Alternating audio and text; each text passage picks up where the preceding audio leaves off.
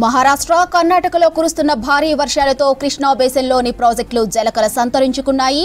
జూరాల ప్రాజెక్టుకు 1,25,000 క్యూసెక్కులకు పైగా వరద వస్తుంది. అటు శ్రీశైలం ప్రాజెక్టు నిండుకుండలా మారింది. దీంతో 3 గేట్లు ఎత్తి దిగువకు విడుదల చేస్తున్నారు. ఇక నాగార్జున సాగర్ జలాశయంలోకి వరద ప్రవాహం కొనసాగుతోంది. వరద ఇలానే కొనసాగితే మరో వారం రోజుల్లో సాగర్ ప్రాజెక్టు కూడా పూర్తిగా నిండే అవకాశం ఉందంటున్నారు ఇరిగేషన్ ఆఫీసర్లు. రైట్, ప్రాజెక్టుల నీటి నిల్వలకు సంబంధించి మరిన్ని డీటెయిల్స్ సదానందం అందిస్తారు. సదా, ప్రాజెక్టుల ఇన్ఫ్లో అవుట్ఫ్లో డీటెయిల్స్ ఏంటి?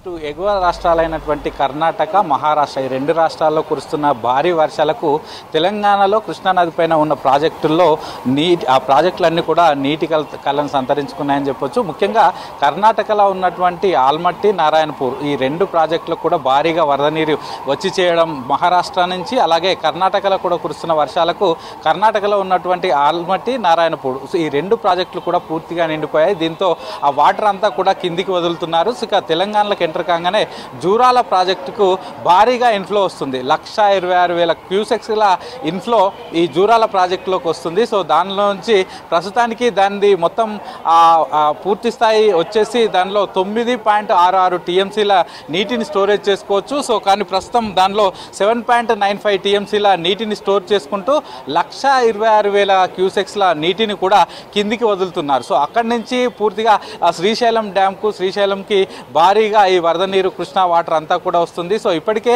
శ్రీశైలం డ్యామ్ కూడా పూర్తిగా నిండిపోవడంతో 4 గేట్లు కూడా అధికారులు ఎత్తి కిందికి వాటర్ను రిలీజ్ చేస్తున్నారు. ఇక శ్రీశైలం డ్యామ్ వివరాలు చూసుకుంటే యాక్చువల్గా మొత్తం ప్రస్తుతానికైతే దానిలో 215 టీఎంసీల నీటిని స్టోరేజ్ చేసుకోవచ్చు. దానిలో ఆల్మోస్ట్ 200 టీఎంసీల నీటిని స్టోరేజ్ చేసుకొని మిగతా నీటిని 4 గేట్ల ద్వారా కిందికి వదులుతున్నారు. సో దానిలో డ్యామ్కు సంబంధించి 885 అడుగుల నీటి మట్టం గరిష్టంగా ఉండగా దానిలో 882 అడుగుల వరకు వాటర్ను స్టోర్ చేసి మిగతా వాటర్ అంతా కూడా కిందికి పంపిస్తున్నారు. సో దాంతో ఆ శ్రీశైలం డ్యామ్కు ప్రస్తుతానికి 2,13,000 క్యూసెక్ల ఇన్ఫ్లో వస్తుంటే అవుట్ఫ్లో వచ్చేసి 87,000 క్యూసెక్ల అవుట్ఫ్లో కిందికి వదులుతున్నారు. సో దీంతో శ్రీశైలం నుంచి వాటర్ అంతా కిందికి రావడంతో నాగార్జున సాగర్ ఆ ప్రాజెక్టులోకి భారీగా నీరు వస్తున్నాయి. సో దీంతో నాగార్జున సాగర్ కూడా పూర్తిగా నీటితోటి నిండిపోయిందని చెప్పుకోవచ్చు. ఇక నాగార్జున సాగర్కి ప్రస్తుతం 1,17,000 క్యూసెక్ల ఇన్ఫ్లో వస్తుంది. సో దీంట్లో మొత్తం యాక్చువల్గా దీని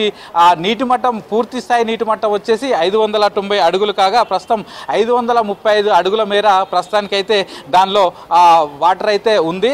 దీని మొత్తం ఈ ప్రాజెక్ట్ కెపాసిటీ వచ్చేసి 312 టీఎంసీలు అయితే ప్రస్తుతానికి 177 టీఎంసీల వాటర్ అయితే దీనిలో ఉంది. సో ఇలాగే ఎగువలో ఉన్నటువంటి రాష్ట్రాల్లో అటు మహారాష్ట్ర కానీ కర్ణాటక కానీ ఆ ప్రాంతాల్లో ఈ కృష్ణా బేసిన్లో వర్షాలు ఎక్కువగా కురిస్తే మరో వారం రోజుల్లో నాగార్జున సాగర్ ప్రాజెక్టు కూడా పూర్తిగా నిండే అవకాశాలు ఉన్నాయని అధికారులు చెప్తున్నారు. సో ఇటు మన తెలంగాణ ప్రాంతాల్లో ఎక్కువ వర్షాలు కుట్టకపోయినా, అంటే ఇప్పుడు వర్షాకాలం స్టార్ట్ అయినా భారీ వర్షాలు ఇక్కడ నమోదు కాకపోయినా మన ఎగువన ఉన్న రాష్ట్రాలైనటువంటి మహారాష్ట్ర కానీ లేకపోతే కర్ణాటక కానీ అక్కడ కురుస్తున్న భారీ వర్షాలకు మన ప్రాజెక్టులో కూడా ప్రస్తుతానికైతే భారీగా వరద నీరు అయితే వచ్చి చేరుతుంది. సో ఇక్కడ కురుస్తున్న వర్షాల కంటే ఈ కృష్ణా నది మహారాష్ట్రలో స్టార్ట్ అవుతుంది. సో అక్కడి నుంచి కర్ణాటక మీదుగా తెలంగాణ, ఇక్కడ నుంచి నెక్స్ట్ ఆంధ్రప్రదేశ్కి పోతుంది. సో మహారాష్ట్ర అండ్ కర్ణాటక ఈ రెండు స్టేట్స్ నుంచి ఇక్కడికి మన రాష్ట్రానికి వస్తుంది. కాబట్టి అక్కడ కురుస్తున్న భారీ వర్షాలకు మన దగ్గర ఉన్న ఈ కృష్ణా నది పైన ఉన్న ఈ జూరాల కానీ, నాగార్జున సాగర్ కానీ, ఈ శ్రీశైలం కానీ ఇవన్నీ కూడా ప్రస్తుతానికైతే